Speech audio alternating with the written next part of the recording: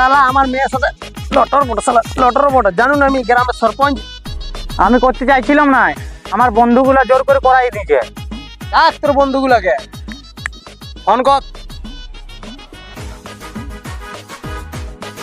Hello ভাই, তোরা কোথায় আছো? আমি দেখা করতে এসেছিলাম, আমাকে ধরেছে বুঝলি, মারছি তোমায়, তোরা তাড়াতাড়ি আয়।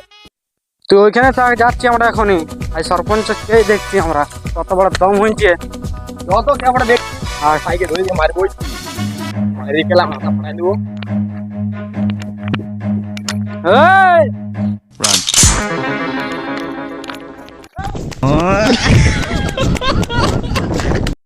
কিরে, তোর বন্ধুগুলা তো বন্দুক দেখে চলে গেল, এবার তোর কি হবে?